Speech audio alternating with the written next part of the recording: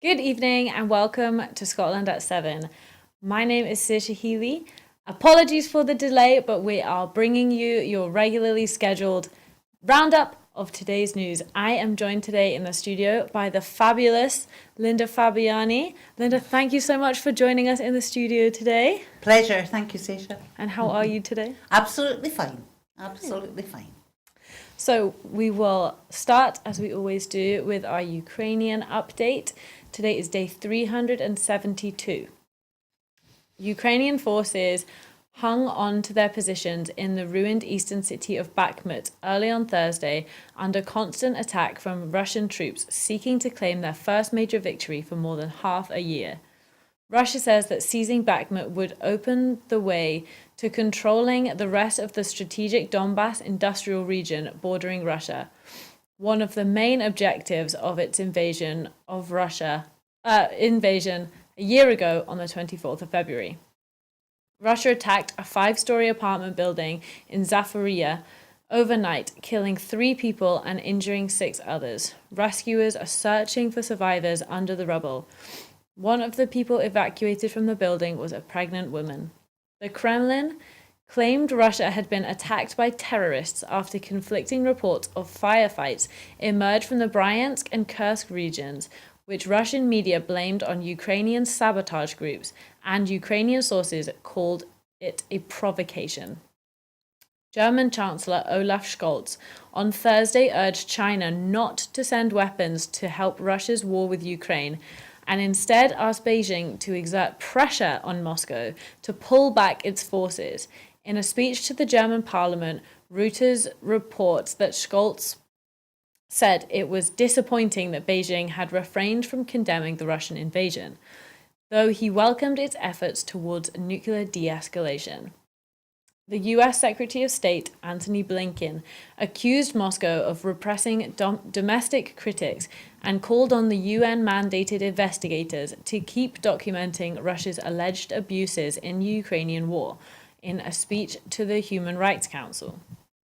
Indian Prime Minister Narendra Modi called for the G20 to bridge differences over Ukraine, telling the opening of a meeting in New Delhi that global governance has failed.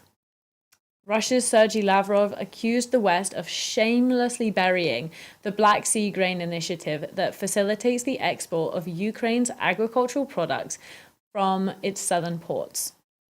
Ukraine has said that it would like to renew the deal for a period of at least a year to provide certainty to exporters and to expand it to include the port of Mykolaiv. Blinken and Lavrov spoke for 10 minutes on the margins of the G20 meeting, according to the US State Department official, in what is believed to be their first one-on-one conversation in person since Russia's invasion. Moldova's parliament adopted a declaration condemning the Russian invasion of Ukraine, which has contributed to a rise in the tensions between Moscow and Chisinau. A narrow majority of 55 lawmakers in the 101-seat assembly voted for the declaration. The Little Mermaid statue in Copenhagen, one of Denmark's most notable landmarks, has been vandalized with a Russian flag painted across its base. Ukrainians survived the past winter thanks to the government's effort to ensure energy and heat, but Russia still poses a threat to the generating system, Zelensky has said. Evidence collected from Kherson in southern Ukraine shows that Russian torture centers were not random, but instead planned and directly financed by the Russian state, according to a team of Ukrainians and international lawyers headed by a UK barrister. Now, Linda, it's horrible news about the torture centers and horrible the developments in Ukraine. What are you making of it? It's just so hard to know what to say about this these days, Saoirse, because it is horrible. Interesting that they've come up with this evidence about the torture centres. It's easy for me to say I was never in doubt about that, but I can't back that up. But, just from behaviours by Vladimir Putin and what I see as henchmen over the years means that I'm really not that surprised to hear about that. And it's also, you mentioned in your roundup, the internal repression that goes on as well in Russia. So it's external aggression and internal oppression that seems to be what this state does to maintain power, to keep control. That thing about the fear of losing power makes people act very, very badly. Yeah, it's the state repression from Putin just to cling on to that power that he so badly wants to hold on to, even though this entire war has not achieved what Russia wants. It's not going to achieve what Russia wants, and it's put Russia so far back in terms of development and in terms he just cannot be seen to be wrong. Absolutely. Yeah. And so more news. Moving back to Scotland now, the Deputy First Minister, John Swinney, has announced that he is leaving the Scottish Government after nearly 16 years. He will stand down as Deputy First Minister once a new First Minister is appointed later this month and return to the backbenches. He is the longest-serving Deputy First Minister on record, having held the post for almost 9 years and also served as Education Secretary and 2 tenures as Finance Secretary, latterly in an interim role. In a letter to the First Minister, Nicola Sturgeon, Mr Swinney says it has been an honour to serve Scotland and that he has always sought to transform the life chances of everyone. In her reply, the First Minister pays tribute to Mr Swinney's deep care and attention to the well-being of our nation, and she says she could not have wished for a better partner in government. The Scottish Greens have thanked Deputy First Minister John Swinney for his friendship, fortitude and fairness after his decision to step down. Co-leaders Patrick Harvie and Lorna Slater said they would also aim to uphold the work he and outgoing First Minister Nicola Sturgeon started by bringing the Scottish Greens into government through the Butte House Agreement. Patrick Harvie, MSP, said, John Swinney has always been a true and passionate advocate for Scotland, and we were proud to work with him to negotiate and deliver the Butte House Agreement. Hamza Yousaf said it has been an absolute honour to serve in cabinet alongside John Swinney. John is a true giant of the SNP and the independence movement. Our party and our government owe so much of our success to John's hard work, from securing the council tax freeze in the early days of government to expanding childcare as Education Secretary, finding the funds to help households through the cost of living crisis and enabling me to deliver fair pay for our NHS in recent weeks. John has long represented the good in our politics. His ability to win the respect of people from all political persuasions whilst passionately advocating his cause is an example everyone in politics should aspire to. Hamza Yousaf has defended his position on the Equal Marriage Bill today in Scotland's Parliament after heavy scrutiny from Alex Salmond, who claimed to have different recollections of the historic 2014 vote.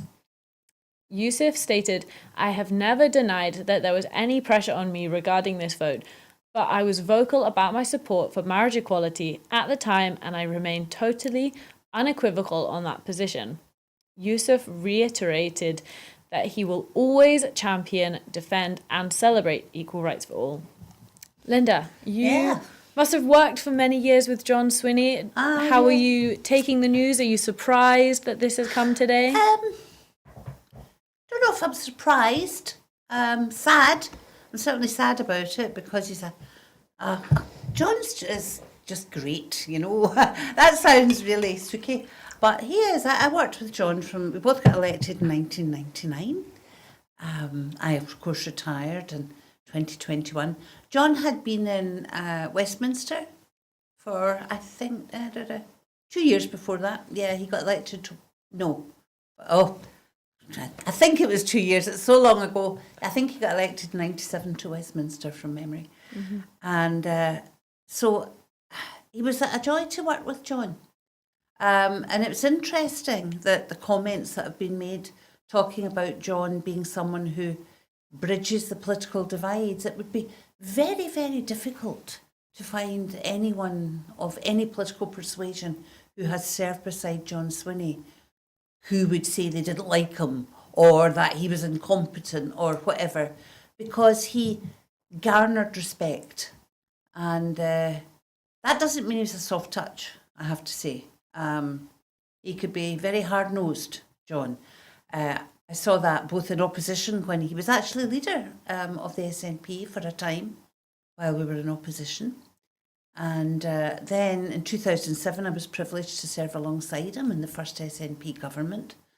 And I was part of these budget negotiations that were internal. And I think the overwhelming thing that you realise with John when you worked with him at something so important was his absolute grasp of detail, his complete knowledge of how things in the budget affected every element of government and how it therefore affected the country. His knowledge was immense. His grasp of the detail was immense. But also his ability to bring people on board, both internally in government and with external stakeholders and people as well. Great deal of respect. I could talk about John for a long time, so you may have to stop me. So rare quality to have these days, so that kind of ability to work with everyone, to bring everyone in, to bridge that partisan gap. Obviously, especially in recent years, that has been a massive division in politics. Seldom do you find politicians who are able to bridge that gap and, make people like you. That's Well, that's right. There's a famous saying in politics, which is, if you can fake sincerity, you've got it made, And I've come across plenty of folk that I believe fake sincerity. Never with John. What you see is what you get with John Swinney. But as I say, he's a man of many facets. I also served with John on the Smith Commission for more powers for Scotland's Parliament after the referendum and the promises that were made about Scotland not only gaining more powers but about being an equal partner in the UK, and promises that have subsequently been broken, of course. But we served on that together as the SNP team. And again, in my view, I will admit to being a tiny bit biased, he was head and shoulders above everyone else who served in that commission for his knowledge, his grasp of detail, and his absolute determination to do the best for Scotland. So you mentioned sincerity and how important that is. What do you make of that last section with Humza Yousaf and the flack that he's been getting from Alex Salmond about the marriage equality bill? Where do you stand on that one? It's interesting. I was there at the time that all this was supposed to have happened. 2014, I wasn't in government. I certainly remember the marriage equality bill, the same-sex marriage bill going through. It was a wonderful moment for our Parliament, a wonderful moment for Scotland as far as I'm concerned. I couldn't comment on whether Humza Yousaf was given leave to miss the final vote. I can't comment on that. What I would say is that I worked with Humza from when he was elected in 2011. I remember quite clearly that he voted for the principle of same-sex marriage, which is what's called stage 1 when it comes before the Parliament. I remember that. I know, though I wasn't aware of the detail at the time, that someone who professes a faith and, regardless of what particular denomination that is, what church that they're in, has to make up their mind about their own personal beliefs. I believe that Humza has done that, and he showed it very clearly over the years. I also know that you can get a lot of flack from those that are in the same fellowship as yourself. And I'm sure that the young man did at the time. But I have never had any doubt whatsoever about Humza Yousaf's views on equality. The most recent example would be the gender recognition bill that went through, and I understand, I never heard otherwise, that he voted at all stages of that. Yeah, he's been very vocal about challenging Section 35. He's been very vocal in supporting that bill. In his press conference last week, he spoke very explicitly in that he believed he believed in the bill, he believed in Scottish democracy, and he believed that the triggering of Section 35 was an attack on Scottish democracy, and he was very Absolutely. resolute in his support for the I bill. mean, can I just say about that? I don't care what the issue is. I don't care what the issue is. If Scotland's democratic parliament passes something, it's absolutely wrong. Passes something within the devolved settlement. The fact that Westminster government will take that and say, you can't do that, we're not letting you, is absolutely abhorrent to me. And I'm hearing the same stuff about the deposit return scheme. They're talking about that being a potential as well. It's absolutely ridiculous. Such a slippery slope, because obviously this was the first time they've ever done it. And now, there is potential that they're going to be like, we've done it now, we're going to do it on this. Well, and they're looking at, I understand, doing it under the internal market legislation that they've brought in. We've been against that from day one. It's a terrible piece of legislation that the Tory government have brought in. And I'm really disappointed at Labour for not sticking up more, for the rights of other legislators on this. Yeah. Couldn't agree with you more. So moving on, the failure of MI5 has come under scrutiny today as its failure to act swiftly on crucial intelligence was a missed opportunity to take action that might have prevented the Manchester Arena attack. This is coming off a long-awaited report on the atrocity, and it has finally concluded. So John Saunders, the chair of the Manchester Arena inquiry, said that there was a realistic possibility that investigators could have thwarted the plot had they acted more decisively on two key pieces of evidence in the run-up to the bombing. In the final report of the inquiry, Saunders said it was quite impossible to say definitively whether any different action would have prevented the blast. Nevertheless, he concluded that there was a significant missed opportunity to take action that might have prevented the attack. The families of some of the victims described the findings as devastating and unacceptable, adding, as a result of these failures, at the very least, the real possibility of preventing this attack was lost. This is a devastating conclusion for us. The 226-page report found that Salman Abedi's return from Libya 4 days before the blast would have been taken extremely seriously by MI5 had key pieces of intelligence been more seriously taken in months before the blast. The spy agency could have found Abedi's homemade device stored in a car in Manchester if an investigation begun at this stage. The attack might have been prevented if MI5 had found the vehicle. MI5 failed to share two significant pieces of intelligence with counter-terrorism police in the run-up to the blast, amid what Saunders described as a communications breakdown between the agencies. Abedi's family holds significant responsibility for his extremist beliefs, but he should have been referred to the anti-radicalization scheme, PREVENT, up to 2 years before the attack. 22 people died and hundreds more were injured when Salman Abedi detonated a suicide bomb at the end of the Ariana Grande concert on the 22nd of May 2017, in which remains the deadliest terrorist attack in the UK since 7/7. Now, Linda, they're saying a significant breakdown in communications. How tragic and heartbreaking is that it's a communications issue? They missed all of these signs when he came back from Libya. How do you think about that? My first thoughts are with the families of, how can they come to terms with the fact that human error, human complacency, breakdown in communications between agencies might have prevented the death of their loved ones? It's horrible. I think the pressure that puts people who've lost loved ones under must be horrendous. And obviously I've not read the 226 report, but when you look at even these 4 bullet points that I took a note of there, Sasha, that you mentioned in your roundup, So key pieces of intelligence hadn't been taken more seriously, they say, so as seriously as they perhaps should have been, which meant that they may have been able to find the homemade device. Therefore, the attack might have been prevented. Didn't share significant intelligence with the terrorism police.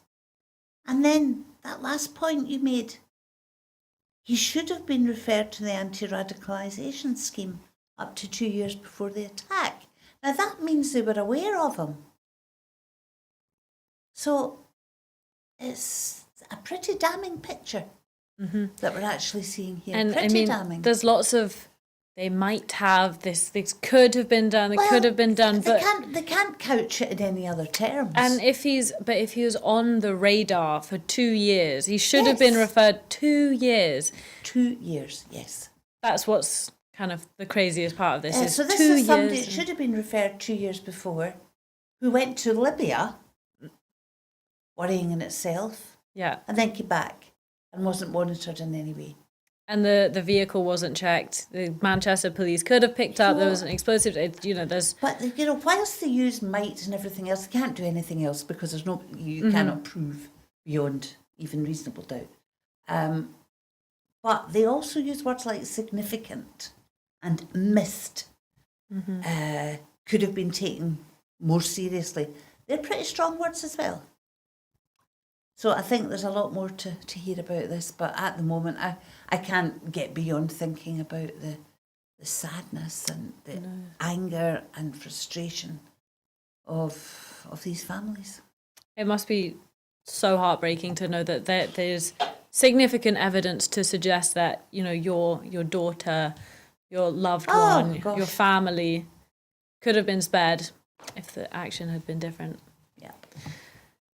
So, moving on, Boris Johnson has said he will find it very difficult to vote for Rishi Sunak's revised deal for the post-Brexit trade arrangements in Northern Ireland, arguing that the plan ties the UK to EU regulations that will crush efforts to innovate and diverge.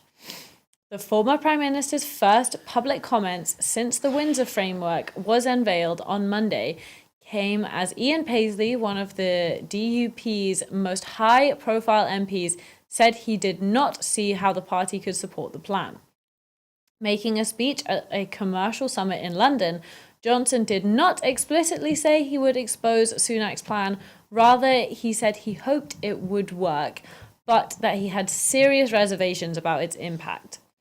Johnson also accepted blame for the fact that his original plan for Northern Irish border arrangements did not, as he promised, avoid checks in the Irish Sea, although he ultimately blamed the European Union for this. He also called on Sunak to drop a bill currently going through Parliament that would allow the UK to unilaterally change elements of the Northern Ireland Protocol, arguing this was the best way to win concessions from the EU.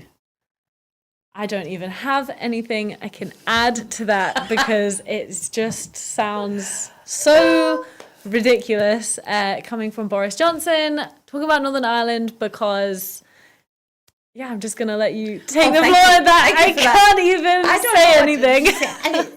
The man's just such a pain in the tonsils, isn't he? I mean, just butt out, shut up. You screwed up big style, Mr. Johnson. And, and when I read it, he's hedging his bets here because you've got Ian Paisley from the DUP saying, I don't see how this is going to work. You've got Rishi Sunak and his folks saying, it's the best thing since sliced bread. It's absolutely wonderful. Johnson's hedging his bets. On one hand, it might work, and so therefore I've not condemned it. On the other hand, it might not work. Therefore, I was right all along. And, and this humble bit about, maybe I got a wee bit wrong, but we've still got to take on the European Union and put that other bill through. He's just an odious character, a complete charlatan, a corrupt... I'm frightened to say what I think because I think I might just get put off. I'll just be put off here and told you're not allowed to say things like that. Oh, the frustration. Well, I mean, you were saying about his kind of hedging his bets, his flip-flopping. Yeah. That's exactly what he did with Brexit. That's exactly the position he took. He was anti-Brexit. He was for Brexit. And then he will get Brexit done. He took over when Theresa May couldn't get Brexit finished, but he was very quiet and very in the background. No ethics whatsoever. Entirely self-serving. And as part of being self-serving, it's about looking after his cronies and those who are like him, because that then serves him for whatever it is he's looking for. Mm-hmm. I wish he would just go away. Speaking of lack of ethics, moving on to the story of the moment of Isabel Oakeshott and Matt Hancock's released WhatsApp messages. Now, the journalist has handed over more than 100,000 of the former Health Secretary Matt Hancock's messages to a newspaper, and she has defended her actions, saying she was acting in the national interest. Isabel Oakeshott, who is at the centre of a row about the leak of Hancock's correspondence to the Daily Telegraph, hit back after criticisms of her actions. The greatest betrayal is of the entire country, she said, in a statement responding to Hancock's accusation that she had betrayed his trust. Oakeshott added, "Hard though it may be for him to believe, this isn't about Matt Hancock, or indeed any other individual politician, nor is it about me." Along with the Telegraph, Oakeshott, a long-time critic of public health measures taken by the government during the COVID pandemic, has sought to portray the leaked messages as evidence some lockdown curbs were unnecessary. It's being reported that Oakeshott has claimed that her relationship with Matt Hancock soured after he abandoned her in the middle of writing her book in order to appear on I'm a Celebrity. As she faced ethical questions over her decision to breach her non-disclosure agreement with Hancock and take his WhatsApp messages to the Daily Telegraph, Oakeshott said she chose the paper for ideological reasons. Linda, for you, do you see this as an ideological anti-lockdown move, furthering of her own personal ideology, or is this just trying to twist the knife in Matt Hancock? What do you think? I think they're two of a kind. I think for her it's all about her own profile, regardless of the issue, because you introduced this by talking about ethics. I don't actually believe she's got any either. I don't believe he's got any, And then that wee thing about, he actually hired her to help write his memoirs so that he could make a lot of money, in his view. I think his books have been remaindered. I don't think he has made a lot of money, but however, and she'd make something out of that as well. So now she's saying that the relationship soured because he sorted off and went on I'm a Celebrity and didn't give her a cut of the... Oh no, she never said that, but they're just appalling, abhorrent people. And I think that we should drop them both on a desert island with no backup and just see what one survives. And we could maybe drop Boris in at some point as well. So throw them all in. Non-ethic island. There you go. It's like the Lord of the Flies. Awful people. Now, moving on, it's a bit of a theme tonight. Moving on to Suella Braverman, oh my goodness, Home Secretary, who has been urged to scrap plans to reduce the period of time international students can remain in the UK post-graduation. Carol Monaghan, the SNP's education spokesperson, has written to Braverman urging her to rethink the proposals. As it stands, overseas students who choose to remain in the UK can remain in the country for 2 years following their graduation, giving them the time to further develop their skills and look for employment. However, the Home Office is reportedly planning on cutting this length of time to just 6 months. A split in the cabinet has been signalled towards the plans, with Education Secretary Gillian Keegan voicing her concerns by highlighting how international students contribute positively to our economy. Commenting, Carol Monaghan, MP, said, Scotland's higher and further education sectors are some of the best in the world, and we should be encouraging the best and the brightest talent to our universities. Instead, the hostile environment created by the Tories is driving this talent away. Ever since Brexit, EU applications to Scottish universities have plummeted, and these plans will only make the situation worse. The only way Scotland can reopen itself to the world is by becoming an independent country back in the EU. International students make an invaluable contribution to our economy, enrich our society, and have skills which are proving ever more vital in this post-Brexit climate, which has seen the UK deprived of workers across key sectors. Now, Linda, if you look at these graduates, you have postgraduates, you have undergraduates, lots of them do want to stay in the UK. Lots of them don't want to leave because they can contribute to the economy, they can learn these skills, they can stay in this country. So what do you think about these proposed plans? Do you think that they're a good idea, or are you terrible? Vehemently against? Vehemently against them. I think Carol Monaghan's quite right. And, at the moment it's 2 years. I think some people may have actually forgotten that successive Scottish governments, it was Jack McConnell that introduced it. We had a thing called the Fresh Talent Initiative in Scotland, where international students were actually able to stay longer in Scotland than in the rest of the UK. And I think I wouldn't want to be absolutely... I remember fighting against this. I think it was the Tories when they came in, changed it fairly soon after they came in 2010. And it suited Scotland. So yet again, we have a UK government that will not allow Scotland's specific needs to be recognised. And here we are again. They're even cutting it even more, so Scotland gets hammered again. And it's back to that so-called partnership of nations within the UK, which is not the case at all, because they don't give a farthing for a flying farthing for Scotland's particular needs.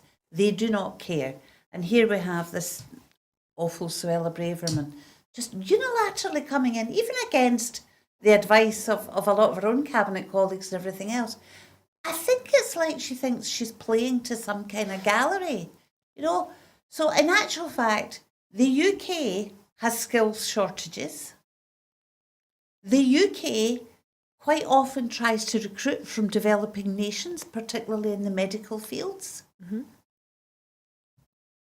Yeah, they're saying, oh no, you can only stay here for 6 months. After we've taken all your money off you to give you your training, bye-bye. I mean, look at the It's NHS, ludicrous. the demographic of people who are working in the NHS currently. There's so many international people, international students who've gone to medical school to get trained, and then now the Tories are saying, no, sorry, you're not going to be working in the NHS. We don't want you anymore. Go away. Go away. It just doesn't appear to have any logic that I can see at all. But again, what really, really concerns me is Scotland's particular needs being ignored. And, the frustration of thinking what we could do if we really were empowered to make the kind of decisions ourselves that Scotland really requires to be the success that we all know it can be. Yeah. Absolutely. Yeah, I'm getting really depressed tonight. I know, it's not awful not too stories. much chirpy news tonight. Absolutely not. And I'm afraid it doesn't get much chirpier. Oh dear. Hundreds of trafficking victims in the UK have gone missing after being referred to the government's scheme to protect them, The Guardian has learned. The news comes after the Immigration Minister, Robert Jenrick, admitted in January that since 2021, about 200 children, asylum seekers, had gone missing from hotels where they had been in the care of Home Office and its contractors. The Guardian is reporting that it has obtained a Freedom of Information Act data from the Home Office, which reveals that 566 potential or confirmed victims of trafficking from the UK and other countries were categorised as missing between 2020 and 2022 after being referred to the National Referral Mechanism, the NRM, which is designed to provide victims with safety and support. The highest number was 258 victims in 2022, up from 232 in 2021 and 76 in 2020. The majority of children who went missing were Albanian boys, and the majority of missing adults were Vietnamese men. Organisations advocating for trafficking victims expressed concerns about the data. Maya Esselmont, the director of After Exploitation, called on the Home Office to urgently investigate what happened to the hundreds of victims who have gone missing. Horrible. Yeah, who knows what's happened to these folk. You know, when very, very often when people talk about victims being trafficking victims, people automatically think of the sex industry. But it's not always the sex industry. And I'm interested that the majority of the missing adults here are Vietnamese men. It's only a few years ago that there was a lot of men from that part of the world who were drowned, I think, in Morecambe Bay because they were sent out shellfish picking. It's maybe more years than I'm thinking, because I can tell from your face, Saoirse, that you're too young to remember that. But that did happen. So victims of trafficking can be those who are in the hands of gangmasters, who are paying them absolutely buttons to do dangerous work. I mean, you see a lot of trafficking within the drug industry, Yes. drug trafficking, but also in the cannabis farms. You see That them too, yeah. because these Domestic service is another thing. yeah. And very often it's you find those with a lot of money who are paying buttons for someone who's been brought over to the UK for to work in kitchens, to work. Yeah, because a lot of these houses. industries, there's like with the Vietnamese men, these kind of drug gangs, the drug trafficking, they need these able-bodied men to work in these illegal cannabis farms, to carry things across borders, things that they can't use children for. So obviously Well, they that's want... right, and I'm not naive enough or stupid enough to think that everyone who does that is a victim. Of course they're not.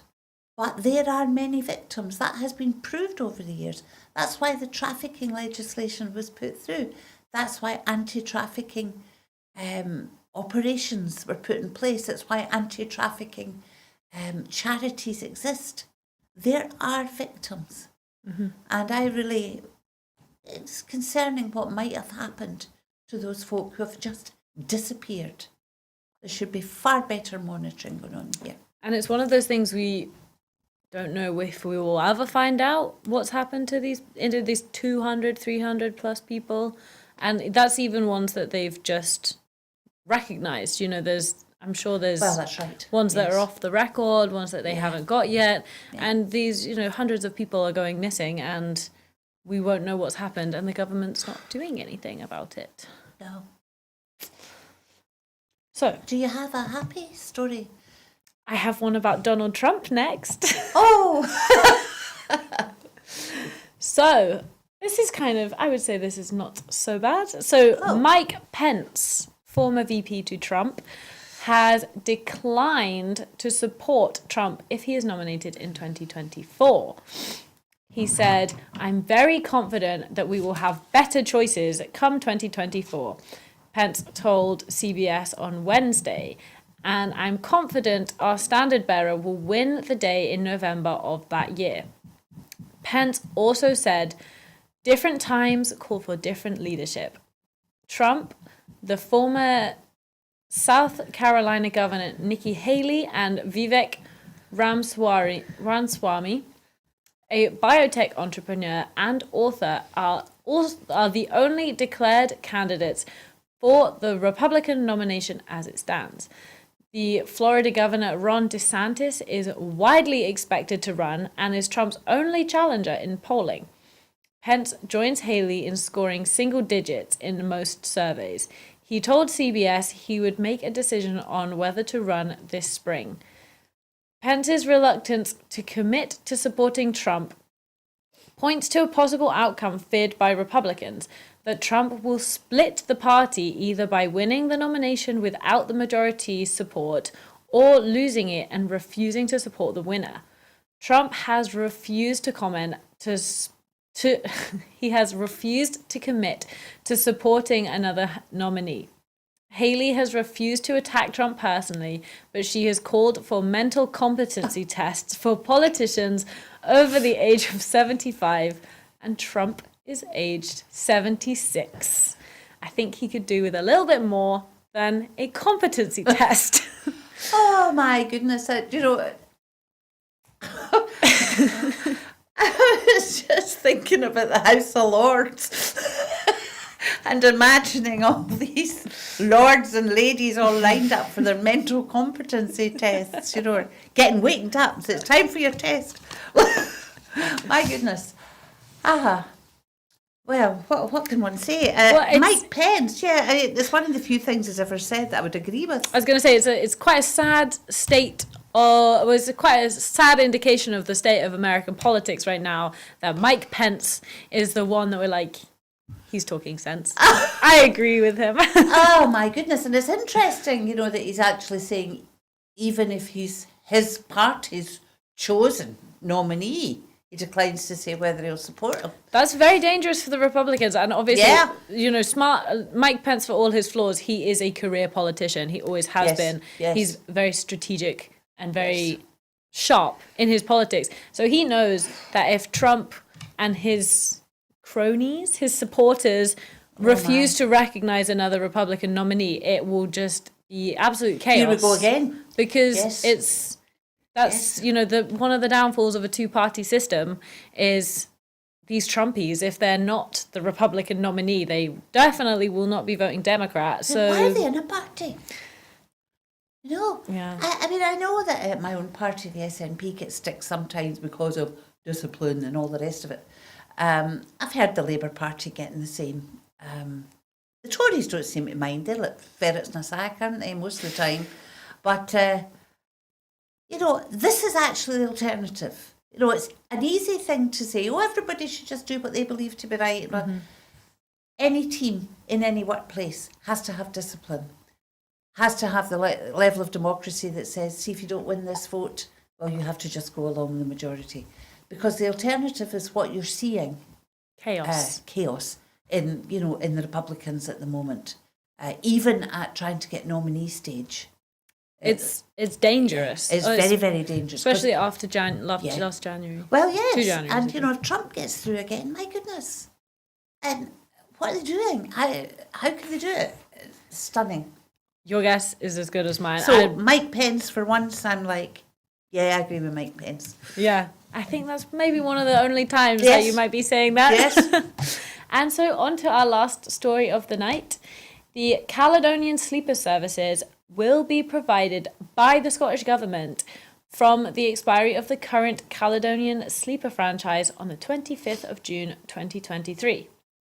Speaking in a statement to Parliament today, Thursday the 2nd of March 2023, Minister for Transport Jenny Gilruth announced that from the 25th of June, the Caledonian Sleeper Services will be provided by an arm's-length company controlled and owned by the Scottish Government in line with the government's statutory operator of last resort duty.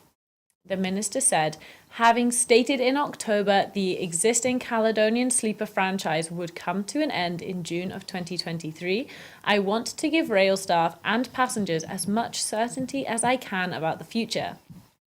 With the Sleeper franchise ending on the 25th of June, we have carefully assessed the options for successor arrangements in accordance with the current legislative framework and our franchising policy statement. This decision has been taken following a detailed analysis of the options available and in accordance with the current UK legislative framework and the Scottish Minister's franchising policy statements.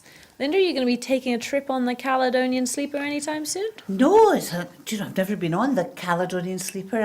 I remember being on a sleeper years and years and years ago, and it was not a good experience, I have to say. But I understand. Well, again, my goodness, it's only We're folk not going my to be age getting group you on would the remember. marketing team No, anytime you soon. you used to just get put in a cabin with a complete stranger when you went on a sleeper. Sure, it's changed. It has changed. I've Can heard I say it's it the has best- completely changed. I've and heard it's lovely. it's the best way to travel to London. I've heard it's absolutely lovely. I'm thinking back to a terrible experience I had. I wasn't in any danger, I hasten to add, but let's just say that I didn't sleep all night.